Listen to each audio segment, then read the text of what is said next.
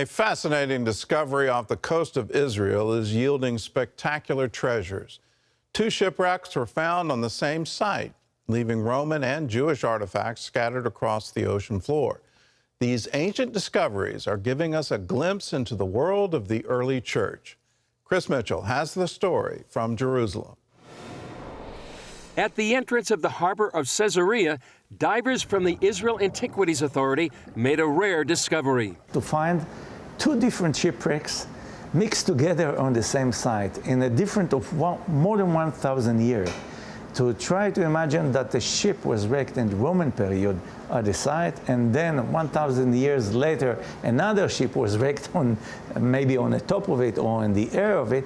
It was really interesting. In one area, Sharvit and his partner found both bronze coins from the 3rd century and silver coins from the 14th century. They're amazing, actually, from our point of view, because they're telling a story. It's not only the artifacts, it's the whole story of all the shipwreck. What is the ship were doing there?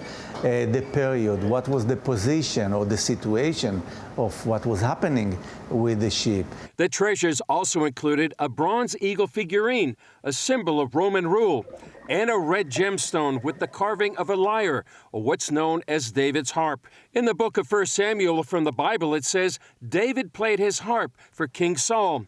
They also found a gold ring with the reference from the New Testament. This is the Good Shepherd ring found in the shipwrecks in the Mediterranean, and it helps tell the story of early Christians in the city of Caesarea during the Roman Empire. As we know, the symbol of the Good Shepherd is one of the first symbols of Jesus, and actually the idea of the Good Shepherd was adopted by the most of the local population who actually were looking forward into the new religion, because in the Old Testament we actually have the reference to the Good Shepherd and his herd. The ring also tells a story about Christians from Caesarea nearly 1,700 years ago. To find a ring from the 3rd century when Christianity basically was still underground. Christians were persecuted during the 3rd century. It's only 100 years later, under Constantine, that Christianity becomes a state religion. So this is a ring of a Christian who lived in a period that Christians were still persecuted and killed, even in Caesarea. I think we have a pretty dramatic find here. Very simple, very laconic, just the male figure bearing the lamb on his shoulders. Almost exactly the same image we can see on the walls of the catacombs in Rome, in the area where actually the services took place. The artifacts, coins, and ring help reconstruct the puzzle of Caesarea's past. The ring is fantastic, of course. I mean, we often find coins from the Roman period. You know, archaeology is like a puzzle. You take different elements, and the wonderful thing in archaeology is that you can piece things together. You know, we have the site, we have the coins, we have the ship, and then this beautiful ring. And everything suddenly comes together.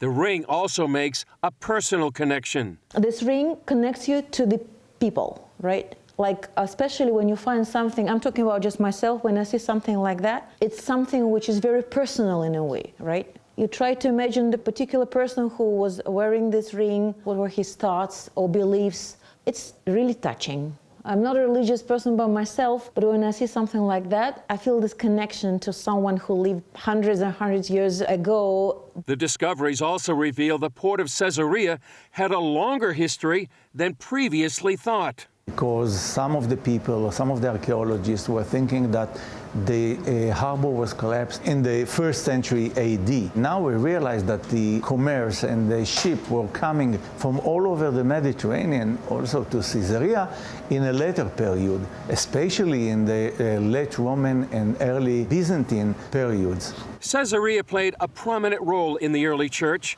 The book of Acts documents the first Christian baptism of a non-Jew happened there. And from Caesarea, the Apostle Paul helped take the gospel to the world.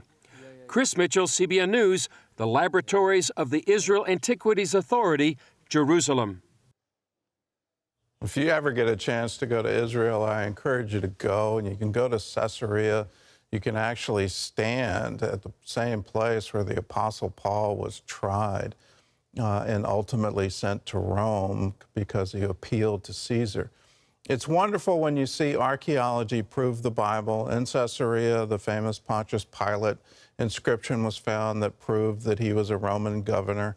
To find this ring, to find all of these artifacts that show the source of our faith, the source of the Bible.